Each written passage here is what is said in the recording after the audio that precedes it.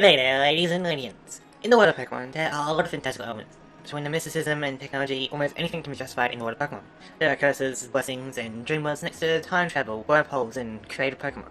Surely, anything is possible. Today, I wanted to explore one fantastical aspect of the world of Pokemon, that being reincarnation.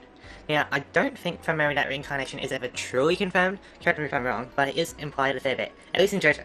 But this is what we're going to be discussing today on Pokemon Links.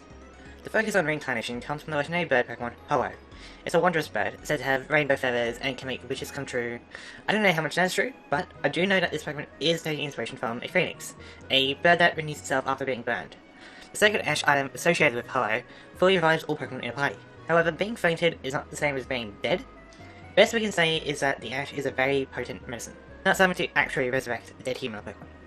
But of course, as many of you are likely aware, Ho-Oh has a legend about it involving the burnt tower in Ep.5.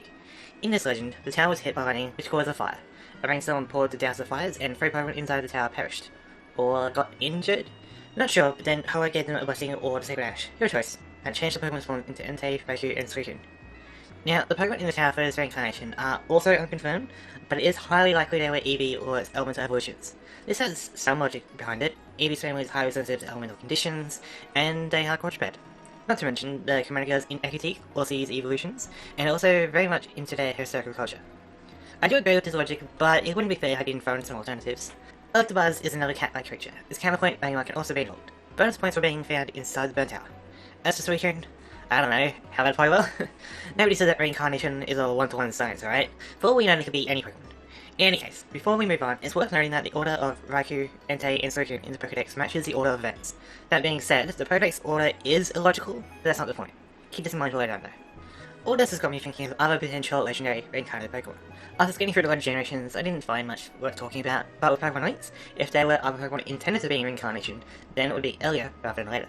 That brings us to legendary bird trio Articuno, Zapdos, and Moltres. Now, assuming that the 3 beasts were based off Eevee, I think we have a pretty solid case for these birds. First up is Articuno. Now, I don't know about you, but this bird looks very similar to Pidgeot and its family. The beak, talons, plumage, it is actually quite scary when comparing these. Now bringing the design from the Mega Pidgeot, and we have a pretty solid case. Now, if these are truly intended, then our choices for the other 2 will also be from Gen 1, so let's continue. Skipping Zapdos for now, we get to Moltres, that has a similar design to Fiero. Now, it's not a perfect match, but it's definitely within the realm of possibility. That just leaves Zapdos. Looking at the pen we have, Uno was tied to a 3-stage Pokemon, Trace was tied to a 2-stage Pokemon, which leaves Dos to be connected to a single-stage bird Pokemon from Gen 1, and so that can only be Farfetch'd.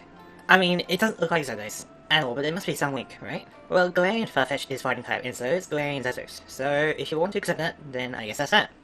I do not accept that. Let's go back and ignore the pattern, just focusing on other potential Pokemon. We do have another bird Pokemon, Golduck, and very similar to Farfetch'd, or for it being another duck and all. Is there any other bird Pokemon from Gen 1? Well, there is one more. How do we feel about the Pokemon Dodrio?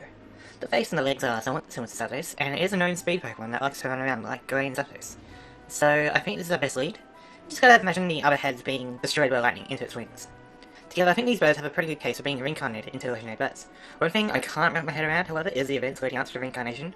Following the same ordering as the beasts, we have ice, then lightning, and then fire. If you can think of a cohesive way, write it down in the comments. I will also accept them in any order, as the Pokedex is kinda inconsistent. There is more to this theory though, as we had the Galarian form to consider. Unfortunately, Game Freak did not want to give us Galarian forms of Pidgeot, Dodrio, and Fiero, but what typing would they be if they did exist? Now, it's easy to go from normal to ice, electric, or fire, but what types would make sense to transition to psychic, fighting, and dark? First up is psychic type. This isn't esoteric or mystical type. Pokemon types like Ghost and Fairy could transition to the type a fair bit better than other types. I know that with enough specification, any type could shift to any type. It's just that Fairy type is probably easier to turn into psychic than, say, Ground type. If I had to pick between a Ghost or Fairy type Pidgeot, I'll give it to the Fairy type. I think a Fairy type Pidgeot would be pretty cool. Zapdos is now a fighting type, so what would Dodrio be? To me, fighting is a bit more of a metaphysical typing, something more grounded to reality. Other typings to fighting would be ground, rock, and steel for example. Personally, steel type Dodrio is very awesome. It's like a speedy version of Skarmory, complete with metallic talons. That just leaves Moltres with a conceptual dark type. Now, dark is more conceptual because a lot of dark moves are more of a personality rather than associated with an element. Think of moves like Sucker Punch and Thief, for example. Other conceptual typings include Bug and Dragon. Typings where it makes you question what it means to be that type. And for our birdie friend, I think a Dragon Pharaoh makes more sense than a Bug Pharaoh.